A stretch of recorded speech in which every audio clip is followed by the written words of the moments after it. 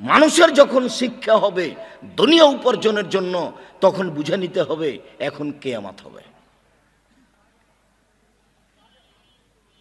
যারা তো স্কুল কলেজে আছেই, যারা মাদ্রাসাতেও পড়ে, কয়দিন পরে দেখা যাবে যে তারা নাই। কি করছে? তারা কলেজে চলে গেছে। কয়দিন পরে দেখবেন যে গার্মেন্টসে চাকরি করছে। আর ভাগ্য টলে গেছে। এম ক্লাসে পড়তে ছিল, ভাগ্য গেছে টলে, পত্রে লেখা আছে। দাদি চিন্তা করে যে এই ছেলেটাকে বাঁচাতে পারলে 50,000 টাকা নগদ বকশিস দিব তারে। ভাগ্য গেছে টলে, ওর ভাগ্য পরিবর্তন হয়ে গেছে। নইলে ওখানে গার্মেন্টসে, ওখানে ওই মাঠে ঘুরছে। এই দেশে রাস্তাঘাট, অফিস, আদালত, কোর্ট কাচারি, শিক্ষা প্রতিষ্ঠান সব কিছু শিরক এবং বিদআত দিয়ে ভরা। সেখানে আপনি আপনার ছেলেকে নিরাপদভাবে বিদ্যা দিতে যান কিভাবে? সুন্দর করে সারা এলাকার জন্য 8 মহল মাদ্রাসা আছে, সব ছেলে মেয়ে এখানে নিয়ে আসবে। এখানে নিয়ে এসে শিক্ষকদেরকে যারা পরিচালনা করছে তাদের পরামর্শ দিবে। অনুকূলে না হলে রাজশাহীতে গিয়ে ভর্তি পরীক্ষায় অংশগ্রহণ করাবে। জামিয়া সালাফে ভর্তি পরীক্ষা হয়, ভর্তি পরীক্ষায় অংশগ্রহণে সফল হলে তাকে ভর্তি করা হয়। জামিয়া সালাফে কোনো সাধারণ শিক্ষক নেই, কম টাকার বেতনের শিক্ষক নেই। 8 মহল এলাকার নিজস্ব প্রতিষ্ঠান, তাকে নিজেকে হিসাব করতে হবে। সম্মানিত দিনী ভাই বোন, রাসূল সাল্লাল্লাহু আলাইহি ওয়াসাল্লাম বলেন, মুআয ইবনে জাবাল বলছেন, আল্লাহর নবী আমাকে 10টি বিষয়ে আদেশ করলেন। 1, লা তুশরিক বিল্লাহ ওয়া ইন কুতিলতা ওয়া হুররিকতা। মুআয, কেউ যদি জুলুম করে জ্বালিয়ে দেয় জ্বলে যাও, শিরক করো না। মুআয, কেউ যদি জুলুম করে হত্যা করে নিহত হয়ে যাও, শিরক করো না। 2, ওয়ালা তাউক্কান্না ওয়ালিদাইকা ওয়া ইন আমারাকা আন তাখরুজা মিন আহলিকা ওয়া মালিকা। বাপ মা যদি চাকরি বাদ দিতে বলে দিয়ে দাও, বাপ মা যদি স্ত্রীকে তালাক দিতে বলে দিয়ে দাও, বাপ মা যা বলছে তাই শোনো, কখনো বাপ মার অবাধ্য হয়েও না, এই উপদেশ আমাকে দিলেন। শোনেন, 1 মিনিট, এই ছেলে অনুগত দেখবা, দেখো তো কে বাড়িতে আছে? জি না। কোথায় গেছে? শিকার করতে গেছে। কখন আসবে? সন্ধ্যায়। কেমন আছো? খুব একটা ভালো নেই। আচ্ছা আচ্ছা আচ্ছা আচ্ছা, ঠিক আছে, আসলে সালাম দিও আর বলিও চৌকাঠ পরিবর্তন করতে বলেছে। তো সন্ধ্যার সময়তে দরজাতে আসতেই বুঝতে পেরেছেন আব্বা এসেছিলেন। কি ব্যাপার, কেউ এসেছিল নাকি? জি, একজন বৃদ্ধ মানুষ এসেছিলেন। কি বললেন? বললেন যে বাড়িতে আছে। আমি বললাম নেই। বললেন কোথায় গেছে? আমি বললাম শিকার করতে গেছে। কখন আসবে? সন্ধ্যায় আসবে। কেমন আছো? আমি বললাম খুব একটা ভালো নেই। উনি কি বললেন? বললেন যে আসলে সালাম দিও আর চৌকাঠ পরিবর্তন করতে বলিও। ওহো, তোমার উত্তর ভুল হয়েছে। উনি আমার আব্বা, তিনি তোমাকে তালাক দিতে বলে গেছেন। ইলহাকি ইলা আহালেক, তুমি তোমার বাপের বাড়ি চলে যাও। তুমি কত বড় সুন্দরী আমার বিবেচনার কোনো সুযোগ নাই। তুমি কত বড় চাকরি করো এটা আমার দেখার কোনো সুযোগ নাই। আমার পিতা যা বলেছেন তাই হবে, তার নাম অনুগত, তার নাম আনুগত্য। দেখবেন কে বাড়িতে আছে? জি না। কোথায় গেছে? শিকার করতে গেছে। কখন আসবে? সন্ধ্যায়। কেমন আছো? আলহামদুলিল্লাহ ভালো আছি। কি খাও? এই বাক্য আগে ছিল না। কি খাও? গোশত আর পানি। আচ্ছা আচ্ছা, ঠিক আছে, আল্লাহ তোমাদের রুজিতে বরকত দান করুক। আসলে আমার সালাম দিও, চৌকাঠটা বহাল রাখতে বলিও। সন্ধ্যার সময়তে আসতেই বুঝেছেন আমার আব্বা এসেছিলেন। কি কেউ এসেছিল? হ্যাঁ, একজন বৃদ্ধ মানুষ এসেছিলেন। কি বললেন? বললেন যে বাড়িতে আছে। আমি বললাম নেই। কোথায় গেছে? শিকার করতে গেছে। কখন আসবে? সন্ধ্যায়। কেমন আছো? আলহামদুলিল্লাহ ভালো আছি। কি খাও? গোশত আর পানি। কি বললেন? বললেন যে তোমাদের রুজিতে আল্লাহ বরকত দান করুক, আর আসলে আমার সালাম দিও, আর চৌকাটটা বহাল রাখতে বলিও। ও, তিনি আমার আব্বা, তোমাকে স্ত্রী হিসেবে থাকতে বলে গেছে। আমার আব্বা যা বলছেন তাই হবে। এর নাম আনুগত্য। একদিন তোমার মা ছিল, একদিন তুমি ছিলে তোমার মায়ের কোলে, এখন তোমার মা তোমার কোলে, তোমাকে দেখতে হবে। 1 মিনিট দেখো তো, আমি একটা দৃশ্য দেখাই। একদিন রাজশাহীর মেয়র নদাপাড়ায় এসেছে। তো শাহমকদম থানার শাহমকদম থানার ওসি আমার দিকে দেখেন, এইভাবে এইভাবে ওই মেয়রের সামনে দাঁড়িয়ে বলছেন, এখন কি করতে হবে স্যার, এখন কি করব স্যার, এভাবে দাঁড়িয়ে আছে। আমি তো ইন্না লিল্লাহ, এটা তো বাপ মায়ের সাথে, এটা কেন এখানে? বাপ মায়ের সাথে হলে এই গতি, এটা কেন এখানে?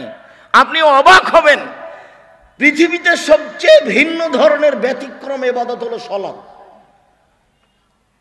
4টা জিনিসের সাথে কোনো আপোষ নাই। 1 5 ওয়াক্ত সালাত, 2 হালাল রুজি, 3 কোরআন তেলাওয়াত, 4 দুজন যেখানে বসে আছে সেখানে বসবেন না, বসলে ধ্বংস হয়ে যাবেন। দোকানে যাবেন, আসসালামু আলাইকুম, 1 কেজি লবণ নিতে এসেছি আর 100 মরিচ দেন, নেওয়া হয়ে গেছে, আসসালামু আলাইকুম। ওখানে দাঁড়িয়েও থাকবেন না, বসা তো বহুদূরের কথা, বসা তো বহুদূরের কথা, দাঁড়িয়েও থাকবেন না। সাবধান, সব কিছু হারাবে। সম্মানিত দিনী ভাই বোন, রাসূল সাল্লাল্লাহু আলাইহি সাল্লামের এই কথাটাকে আপনি যথাযথভাবে মূল্যায়ন করার চেষ্টা করেন, অবশ্য আপনি সফলতা অর্জন করবেন। এই মধ্যখানে যে হঠাৎ করে কথা 4টা বলে ফেললাম, এই কথা আপনি মনে রাখবেন। 2 জন যেখানে বসে আছে সেখানে বসে আড্ডা পিটবেন না। ওখানে আড্ডা পিটলে ওরা যে কথা বলছে ওই কথার সাথে আপনি জড়িয়ে যাবেন, তখন আপনার সব কিছু হারিয়ে যাবে। বলছিলাম 5 ওয়াক্ত সালাতের কথা আল্লাহ কোরআন মাজিদে এত বিস্তারিত বলেননি, কিন্তু বাপ মায়ের সামনে কিভাবে যেতে হবে তা আল্লাহ বলছেন, ধীর মেজাজে ধীরে হেঁটে যাও। বাপ মায়ের কাছে ধীরে আস্তে হেঁটে যাও। বাপ মায়ের সামনে কথা বলার সময়তে হাতটা নিচু রাখো। বাপ মায়ের সামনে কথা বলার সময়তে কণ্ঠটা নিচু রাখো। বাপ মায়ের সাথে কথা বলার সময় আমি নিষেধ করলাম তবুও গেলেন, এরকম কোনো কথা ব্যবহার করবা না। একদিন তুমি ছিলে তোমার মায়ের কোলে, এখন তোমার মা তোমার কোলে। গোসল দেওয়া বা তুমি, কাপড় বদলে দিবা তুমি, সাবান গায়ে দিবে তুমি, মেডিকেলে নিয়ে যাবা তুমি, তার সার্বিক দায় দায়িত্ব পালন করবে তুমি। তোমার বোনেরা তো নাই, ওরা তো গেছে শ্বশুর বাড়ি, ওরা তো এসে না তোমার খিদমত করে দিবে না তোমার মায়ের। আর তোমার বউ তো তোমার মাকে দেখবে না। কেন? তোমার মা দিন রাত তোমার বউকে গালি দেয়। গালি দেয়, এ কথাই ঠিক। ঘুম থেকে উঠে দেখবা যে মাটির উপরে সবচেয়ে খারাপ মানুষ হলো আমার মা। বাড়িতে গন্ডগোল বাঁধিয়েছে আমার মা। আরে আমি দিয়ে আসলাম 1000 টাকা আমার মায়ের হাতে, সকালে আমাকে বলছে, বেটা টাকাটা তোমার বড় বোনের ছেলেকে দিয়ে দিচ্ছি। সব কিছু নাকি বড় বোনের ছেলে। আপনি বাস্তব যদি দেখতে চান, আগামীকালকে আপনার ছেলেকে আর আপনার বোনের ছেলেকে একসাথে বসাবেন, আর একটা বড় মাছ নিয়ে রান্না করে আপনার মাকে তুলে দিতে দেখবেন। আম্মা তুলে দেন তো ওদের প্লেটে, দেখবেন আপনার মা আপনার বোনের ছেলের প্লেটে বড় গোশতটা, বড় মাছটা দিচ্ছে।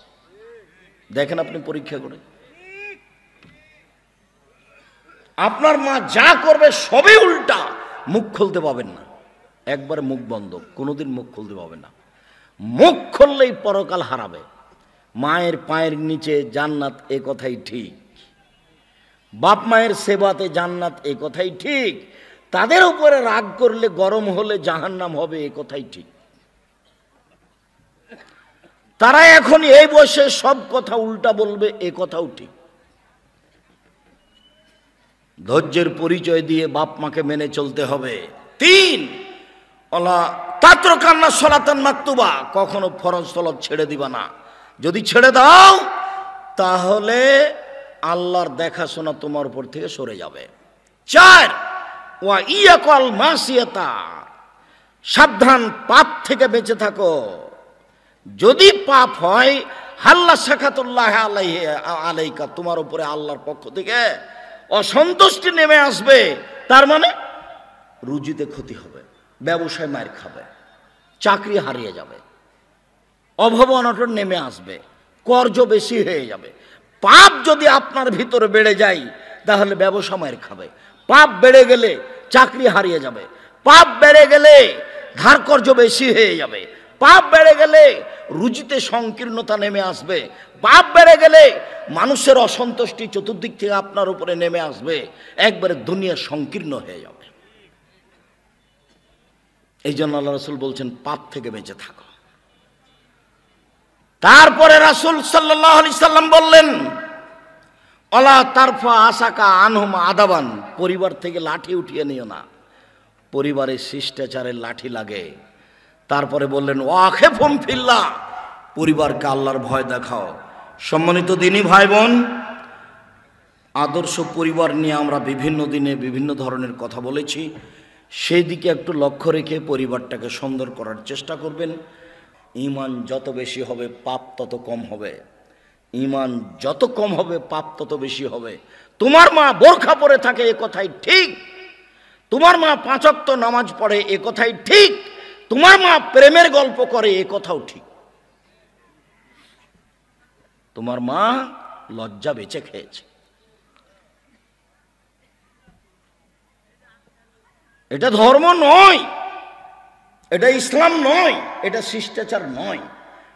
প্রায় মানুষের হাতে, যত মানুষের হাতে বড় মোবাইল আছে, 1999 জন পুরুষ নারী এই মোবাইলে জেনা করে। এই মোবাইলের অপর নাম হলো জেনা, এই মোবাইলের অপর নাম হলো নিশা।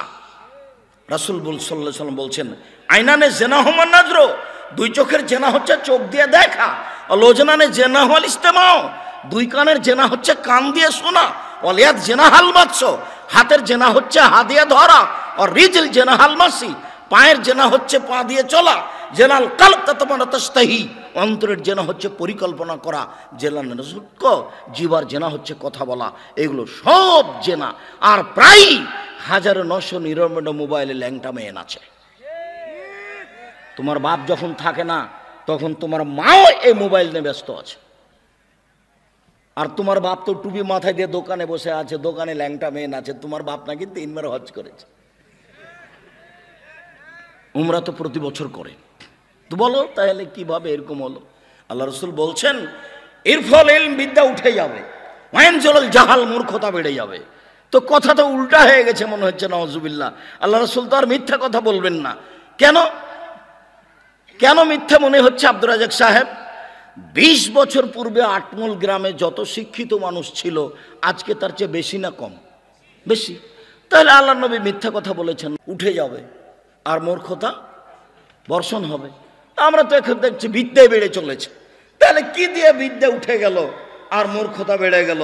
আমরা তো কথা বুঝতে পারলাম না। কেন তুমি বুঝতে পারলে না? আমার তো একটা উদাহরণ তোমার দিনের মতো জানা আছে, সেইটা হিসাবে তো বুঝে নেওয়া দরকার। এই যে শিবগঞ্জ থানার শিবগঞ্জ উপজেলার একটা খুব মেধাবী ছেলে লন্ডন থেকে পড়ে এসেছে, পিজি হাসপাতালের ডাক্তার, 3 লক্ষ টাকা মাসে বেতন। সেদিন গ্রামের বাড়ি এসেছিল, গ্রামের বাড়ি এসে গাড়ি থেকে নামলো, তো দেখা গেল দাড়ি চাঁচা আছে, গলায় টাই আছে, প্যান্টটা টাকানোর নিচে আছে, হাতে সিগারেট আছে। এইভাবে গাড়ি থেকে নামলো। কিছুক্ষণ পরে দেখা গেল গাড়ি থেকে বৌমা নামলো, গায়ে হালকা হালকা কাপড় আছে। কিছুক্ষণ পরে দেখা গেল যে নাতনি, ছেলের ঘরের মেয়ে গাড়ি থেকে নামলো, গায়ে কোনো তেমন কাপড় নেই। কিছুক্ষণ পরে দেখা গেল গাড়ির পিছন দিকে কুকুর আছে। আপনি বলেন যেটা আমার শিক্ষিত ছেলে, আপনিও পাগল, বেটাও পাগল। তারপর আপনি খোঁজ নিয়ে দেখেন 3 লক্ষ টাকা মাসে বেতন। তো ডাক্তার ওই রুগী দেখার পরে যে প্রেসক্রিপশনটা লিখেছে, তো জানে যে কোন কোম্পানির ওষুধ ভালো, জানার পরেও যেই কোম্পানি তাকে টাকা দিয়েছে সেই কোম্পানির ওষুধ লিখে দিয়েছে। এটা আস্ত শয়তান। আপনার ছেলেটা একটা আস্ত শয়তান, ধোঁকাবাজ, একটা আস্ত শয়তান। আপনার ছেলেকে যদি আমি আস্ত শয়তান প্রমাণ না করতে পারি, জাতির সামনে বক্তব্য দেব না। তারপর আপনার ছেলেটার যে সহযোগিতা করে সবাই বেটি ছেলে, মেয়ে মানুষ। দেশে কি ছেলে পিলে মেরে খেয়েছেন? আর কোনো ছেলে নাই, ছেলে পাওয়া যায় না। বগুড়াতে কোনো ছেলে নেই, সবই কি বেটি ছেলে, সবই কি মহিলা মানুষ। ওরা সব কিছুই খারাপ, ওর বংশই খারাপ, ওর জাতি খারাপ। ও দিয়ে জাতির কি হতে পারে? আব্দুল্লাহ যে বলল যে ওরা বিদ্যা বিক্রি করে আর আমরা খেলতামাশা নিয়ে ব্যস্ত থাকি, আমরা কি করে জাতির উপকার করব। তা আজকে বলেছি কিনা, একদিন শুনছিলাম বক্তব্য, তো বলছে যে আগে মাকে সংশোধন হতে হবে, মাকে এমন পরহেজগার হতে হবে যে মা দিন রাত স্বপ্নে দেখবে, ভাববে আমি একটা সালাহুদ্দিনের মতো, সালাহুদ্দিন আইয়ুবীর মতো সন্তান জন্ম দিতে চাই জাতির সামনে, যে জেরুজালেমকে পুনরায় হাসিল করবে, অর্জন করবে, যে অন্যায়ের বিরুদ্ধে লড়তে পারবে। আমি এরকম একটা সন্তান জাতির সামনে পেশ করতে চাই। তো এই মহিলা, আপনার স্ত্রী, ও কি দিয়ে এটা ভাববে? ওর হাতে আছে মোবাইল, তো মোবাইলটা কোনো সময় ছেলের হাতে দেয়, দিয়ে বলে বেটা তুমি গেমস দেখো, আর ও তখন ওই ইন্ডিয়ান গান নিয়ে ব্যস্ত থাকে। তো আর ছেলে তখন ও দেখে, গেমস খেলা দেখে। অথচ আল্লাহ রসুল বলছেন মান লাইবা নারদেশির ফাকাদ আদখালা ইয়াদাহু ফি দামে খিনজির, কেউ যদি চৌসার, ছক্কা, লুডু, দাবা, পাঞ্জা, ক্যারাম বোর্ড, তাস, গেমস এসব খেলে অংশগ্রহণ করে, সে তার হাতকে শরীর রক্তের মধ্যে ডুবিয়ে দিল। তো এই মা ভালো সন্তান জন্ম দিবে, এটা আপনি কি করে বুঝলেন? এর সন্তান যদি বড় শিক্ষিত হয়ে যায়, তো ওই কোম্পানির ওষুধ লিখবে যে কোম্পানি তাকে টাকা দিয়েছে প্রায়। আর ও জানে যে এ রোগীর তেমন কোনো অসুখ নেই, ও 4-5টা চেয়ে দিয়েছে, টেস্ট দিয়েছে, ও টাকা লুটে খাওয়ার জন্য। ওরও একটা কমিশন আছে। তো এটা কোনো শিক্ষা হলো? এই শিক্ষা বাদ দিতে হবে, ওই শিক্ষা ছেলে মেয়েকে দিতে হবে যে শিক্ষাতে জাতির উপকার হবে, জাতির ক্ষতি হবে না। আপনার টাকাটাই লস, জবাব আমি দিব। 3, আমার স্ত্রী যেন আমার বোনদের মাথার চুল চিরনি করে দিতে পারে, মাকে বাচ্চাকে পরিপাটি করে রাখতে হবে। 4, বলে তাকুম আলাইহিন্না, আমার স্ত্রী যেন আমার বোনদেরকে পাহারা দিতে পারে। 4টে। 1, আমার স্ত্রী যেন আমার বোনদেরকে শিক্ষা দিতে পারে। 2, আমার স্ত্রী যেন আমার বোনদেরকে শিষ্টাচার শিখাতে পারে। 3, আমার স্ত্রী যেন আমার বোনদের মাথার চুল চিরুনি করে, সাজগোজ করে, পরিপাটি করে রাখতে পারে। 4, আমার স্ত্রী যেন আমার বোনদেরকে পাহারা দিতে পারে। আপনার স্ত্রী আপনার ছেলে মেয়ের তাহলে কি পাহারাদার। তা আপনার মেয়ে এখন আছে এখানে, ক্লাস 10-এ পড়ে, ওর মাথায় কাপড় নাই, বলেন আপনার স্ত্রী পাহারাদার? এটা ওই মেয়ের মা নয়, এ জর খালা, এর সৎমা। হয় খালা, না হয় সৎমা। নিজের মা হলে ছেলের এত ক্ষতি করে? জি না, নিজের মা হলে ছেলের এত ক্ষতি করতো না। শিষ্টাচার কি জিনিস? রাসূল সাল্লাল্লাহু আলাইহি সাল্লাম বলছেন মান ওয়ালাদালাহু ওয়ালাদুন ফালিহিসাদ ইসমাহু আদাবাহু, কারো যদি ছেলে মেয়ে জন্ম নেয়, সুন্দর শিক্ষা দিবে, সুন্দর শিষ্টাচার শিখিয়ে দিবে, সুন্দর বিদ্যা দিবে, সুন্দর শিষ্টাচার শিখিয়ে দিবে। তাহলে সব শিক্ষা একরকম নয়, সব শিষ্টাচার একরকম নয়। সুন্দর একটা নাম রাখবে। তা আপনি আপনার ছেলেটার নাম রেখেছেন লিটন, আপনি বলেন নিজেই যে এটা সুন্দর। আপনি সব সময় লিটন বলে রাখছেন ছেলেদেরকে, আপনি একটা কাপুরুষ, অযোগ্য, ফালতু বাপ। আপনি ওই ছেলের চাচার স্থানে আছেন, আপনি ওই ছেলের সৎবাপের স্থানে আছেন। আপনি কোন সাহসে ছেলেটাকে লিটন বলে ডাকলেন? নামই রাখবেন আল্লাহর গুণবাচক নাম, আব্দুল্লাহ, আব্দুর রহমান, আব্দুর রহিম, আব্দুর রহমান, আব্দুর রাজ্জাক, আব্দুল সাত্তার, আব্দুল জব্বার, আব্দুল গানি, আব্দুল হাবিব, এইগুলো আপনার নাম রাখবেন। নইলে নবীদের নাম রাখবেন, ইব্রাহিম রাখবেন, ইসুফ রাখবেন, ইসমাইল রাখবেন, ইসহাক রাখবেন। আপনার ছেলেটার নাম লিটন হলো কি করে, আর মেয়েটার নাম রত্না হলো কি করে? মেয়েটার নাম রত্না। আপনি যদি বাপ হন তাহলে চাচাকে, আপনি যদি নিজ বাপ হন তাহলে সৎ বাপকে। ভুল বুঝিয়েন না, আপনাকে আমি কষ্ট দেওয়ার জন্য দাঁড়াইনি। হয় আপনি ঠিকঠাক গ্রহণ করবেন, আর নইলে আমাকে বলবেন আব্দুর রাজ্জাক সাহেব আপনি বেঠিক কথা বলেছেন, আসসালামু আলাইকুম। 33 বছরে কোনোদিন অপ্রয়োজনীয় কথা বলিনি, 33 বছরে কোনোদিন অপ্রয়োজনীয় কথা বলিনি, 33 বছরে কোনোদিন কেসা কাহিনী বলিনি, 33 বছরে কোনোদিন মানুষের কাছে পথ খরচ পাথেও চাইনি। জাতি আমাকে কোনো জায়গাতে ঠকাবে ঠেকাবে এরকম কোন কথা কর্ম আমি এ যাবৎ বলিনি। আর কোন পরিস্থিতিতে আমাকে মাথা নত করা লাগেনি, আলহামদুলিল্লাহ। সম্মানিত দিনী ভাই বোন, দেখুন আবু হুরায়রা রাদিয়াল্লাহু তাআলা আনহু বলেন, রাসূল সাল্লাল্লাহু আলাইহি সাল্লাম বলেছেন, মান কানাত লাহু জারিয়া, কেউ যদি কারো যদি একটা কাজের মেয়ে থাকে, ফাল্লামাহা ফাসানাত তালিমাহা, সে যদি তাকে শিখিয়ে দেয়, সুন্দর শিখিয়ে দেয়, ওয়াদ্দাবাহা ফাসানাত তাদিবাহা, কেউ যদি তাকে শিষ্টাচার শিখিয়ে দেয়, সুন্দর শিষ্টাচার শিখিয়ে দেয়। বোঝা যাচ্ছে সব শিক্ষা সুন্দর নয়, সব শিষ্টাচার সুন্দর নয়। যেই শিক্ষা জ্ঞান চর্চা করে তার পায়ের নিচে ফেরেশতা পর বিছাই, এ কথাই ঠিক। যে জ্ঞান চর্চা করে তার পায়ের নিচে ফেরেশতা পর বিছাই, এ কথাই ঠিক।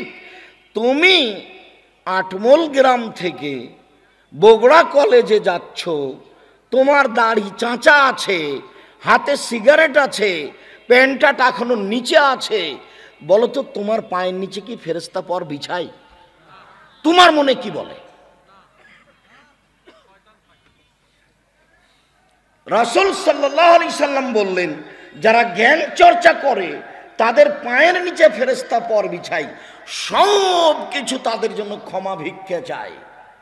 বাল্বগুলো, সামিয়ানাগুলো, মাটি, মায়, কাগজ, সব কিছু পৃথিবীর সব কিছুই ওর জন্য ক্ষমা চায়। আল্লাহ এই জ্ঞান চর্চা করে তুমি একে ক্ষমা করে দাও, আল্লাহ এই জ্ঞান চর্চা করে তুমি তার উপরে বরকত নাজিল করো, সব কিছুই তার পক্ষে দোয়া করে আল্লাহর কাছে।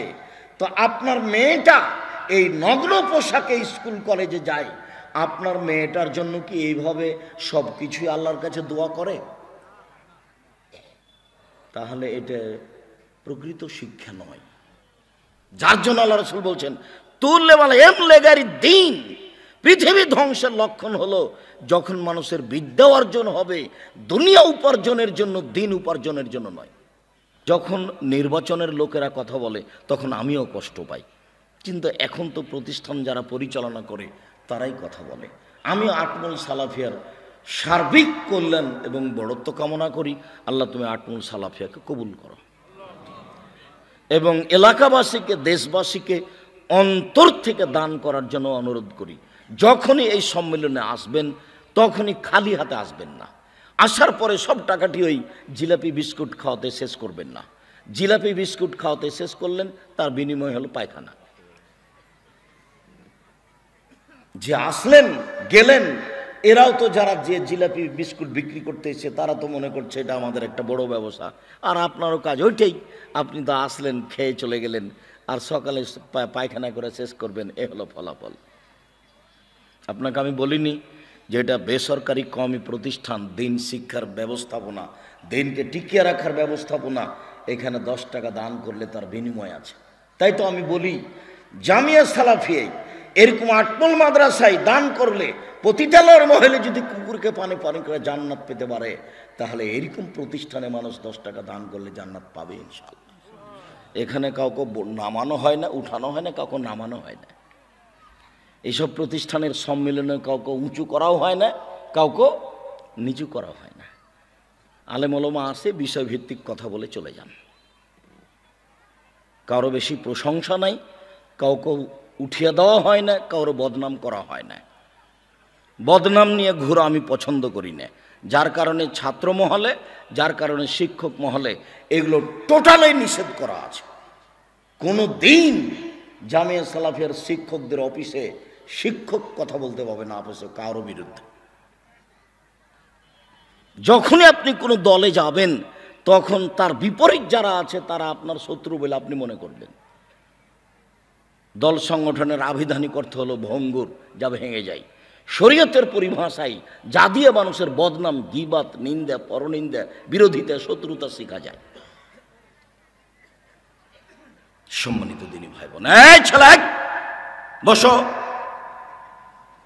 আপনি একজন মহিলা মানুষ, আসলেন সন্ধ্যা 7-8টার দিকে, ঢং ঢং করে গল্প করতে করতে আসলেন, আবার চলে গেলেন।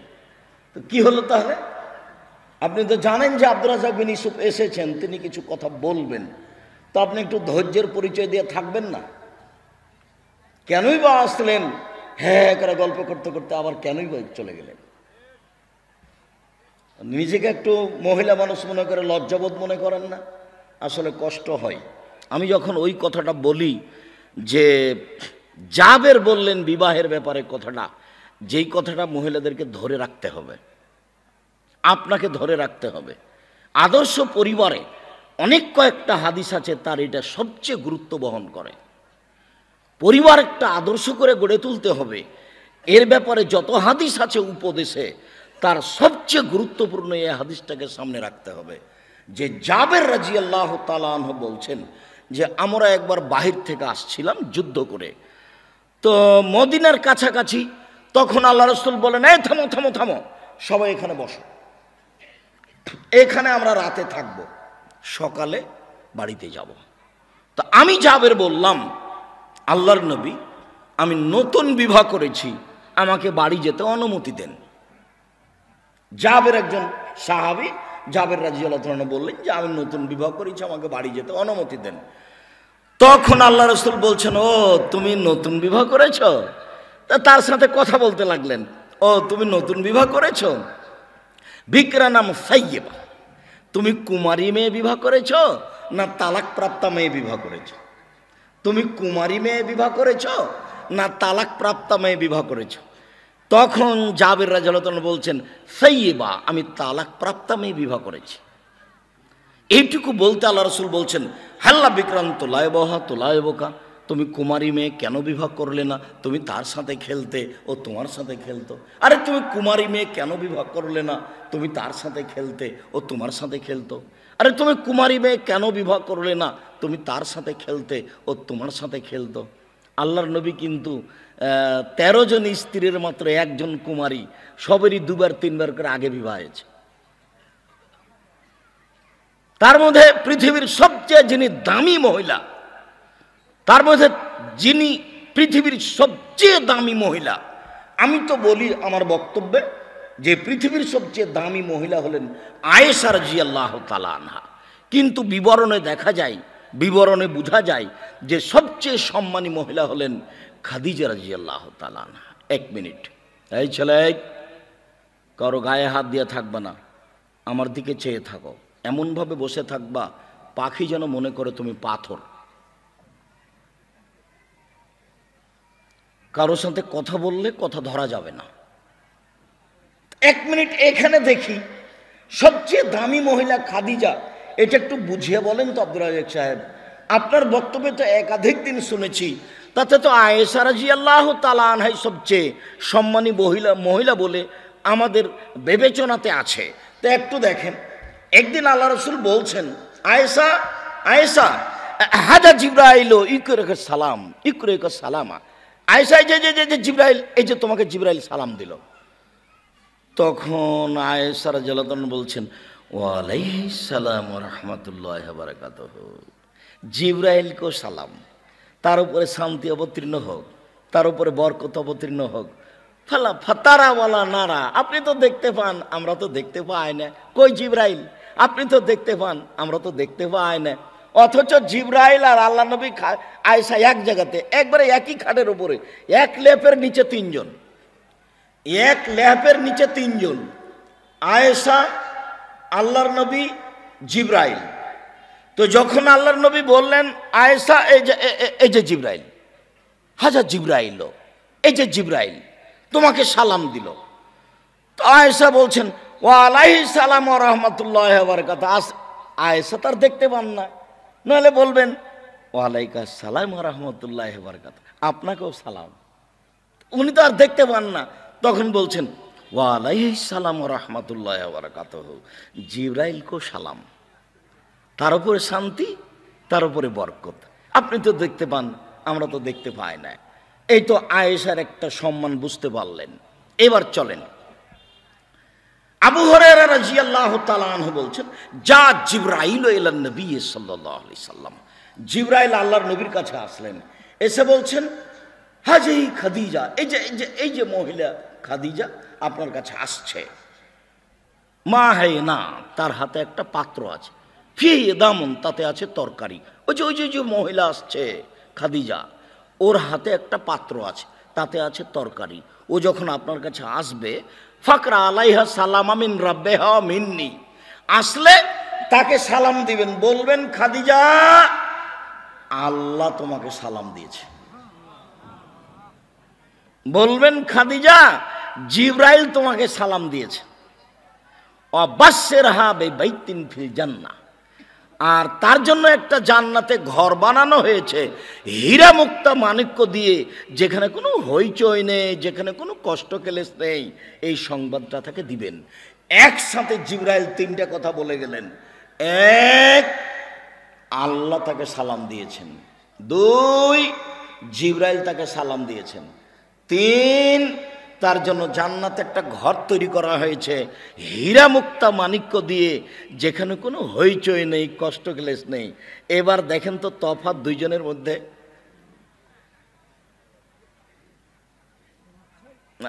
আয়েশাকে শুধু সালাম দিলেন জিবরাইল, সেখানে কি আল্লাহর সালামের কথা আছে?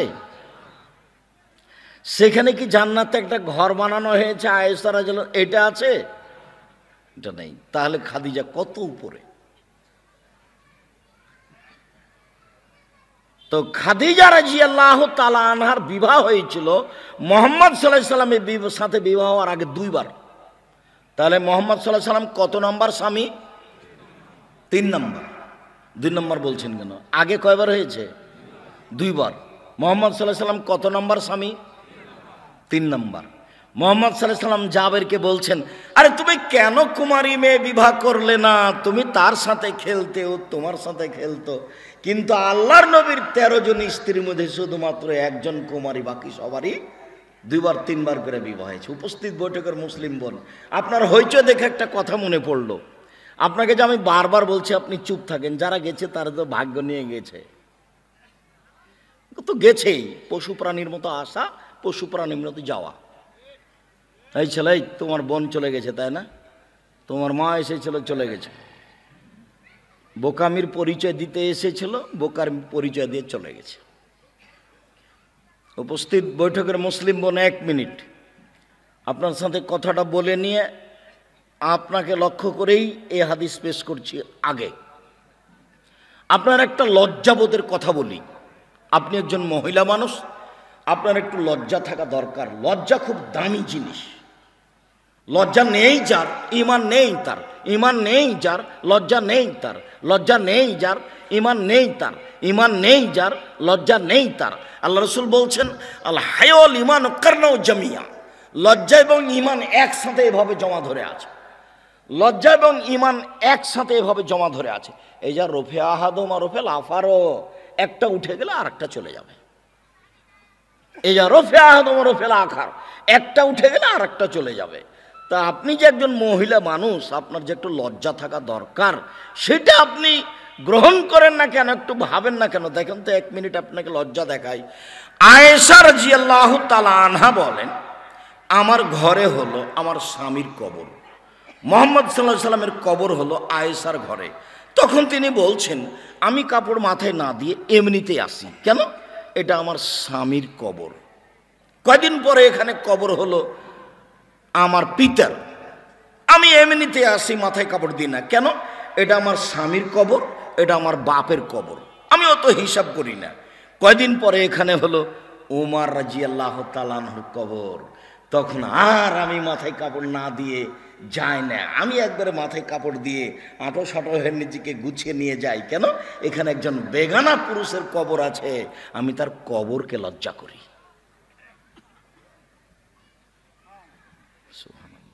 আয়েশা কিকে লজ্জা করছেন? কবরকে। যখন ছিল স্বামীর কবর তখন এমনিতেই যেতেন, যখন ছিল স্বামী ও বাপের কবর তখন এমনিতেই যেতেন, যখন হলো ওমরের কবর তখন আর কবরের পাশে এমনিতেই আসে না। লজ্জা, লজ্জার দাম আছে। এই মেয়ে, কথা বলছো কেন? তোমার একটু শরম হয় না? তোমাকে তো নিষেধ করছি কথা বলতে, তোমাকেই তো কথা বলতে নিষেধ করছি, তবু তুমি কথা বলো কেন? কেউ যদি তোমার গায়ের উপর দিয়ে চলে যায় তবু তুমি মুখ খুলবা না, একবারে মুখখান বন্ধ রাখবা। আর একজন তোমার গায়ের উপর দিয়ে চলে গেছে তবুও তুমি মুখ বন্ধ রাখবা। তুমি একজন মহিলা মানুষ, তুমি একজন মেয়ে মানুষ, তোমার একটা লজ্জাবোধের দাবি আছে। শোনেন, জাবের বলছে, আল্লাহর নবী আমার আব্বা উহুদের যুদ্ধে শহীদ হয়েছেন 9 জন মেয়ে রেখে। 9 জন। আমার আব্বা উহুদের যুদ্ধে শহীদ হয়েছেন 9 জন মেয়ে রেখে। ওয়াকরাহ আন উজাব্বেজা মিসলাহা ও মিসলাহন না, আমি এটা অপছন্দ করলাম যে আমার বোনদের সমবয়সের মেয়েকে আমি বিবাহ করি। আমি আমার বোনদের সমবয়সের মেয়েকে বিবাহ করিনি 4টা কারণে। আল্লাহর নবী, আমি আমার বোনদের সমবয়সের মেয়েকে বিবাহ করিনি 4টা কারণে। 1, লেতুয়াল্লেমা হন না, আমার বউ যেন আমার বোনদেরকে শিখিয়ে দিতে পারে, ছেলে মেয়েকে মায়ে শিখিয়ে দিবে। 2, বলে তুয়াক দেবা হন না, আমার স্ত্রী যেন আমার বোনদেরকে শিষ্টাচার শিখাতে পারে। তোমার মা শিষ্টাচার কি জিনিস সেটাই জানে না। তোমার মাকে জিজ্ঞাসা করে দেখো, আজকে গিয়ে তোমার মা তোমার এই বাপের দাদার সংসারে এসে জীবনে কোনোদিন বিসমিল্লাহ বলে দরজা বন্ধ করেছে? জীবনে কোনোদিন জ্বালানাটা বন্ধ করার সময় বিসমিল্লাহ বলেছে? তুমি তো মনে করছো যে আমার মা ভালো শিক্ষিত, তোমার মা একটা বেঢঙ্গা মহিলা। তোমার মা একটা বেঢঙ্গা মহিলা, ছোট ব্লাউজ পরে, ছোট হাতের পেট পিট দেখিয়ে ছোট ব্লাউজ পরে শাড়ি পরে জাতির সামনে ঘুরে বেড়ায়। আর তোমার মা তো ভোটে দাঁড়িয়েছে, নির্বাচন করে, তোমার মতো ওই ব্যাংকে চাকরি করে, ম্যানেজারের ধাক্কা খায়। তোমার মা তো হাই স্কুলের হেডমাস্টারই করে, প্রাইমারি স্কুলের শিক্ষিকা, 2 মাস 3 মাস পর পর প্রশিক্ষণে যায়, আরও পুরুষের সাথে বসে বসে গল্প করে। তোমার মা নাকি পরেশগার মহিলা, ধর্ম পাগল হয়ে গেছে। তোমার মা লজ্জা বেচে খেয়েছে, তোমার মা লজ্জা বেচে খেয়েছে। ধর্ম তোমার মায়ের কাছে পাগল হয়ে গেছে, তোমার মা নাকি লজ্জা বেচে খেয়েছে। জোর করে তোমার মাকে ধর্ম মানতে নিষেধ করো, এটা ধর্ম নয়।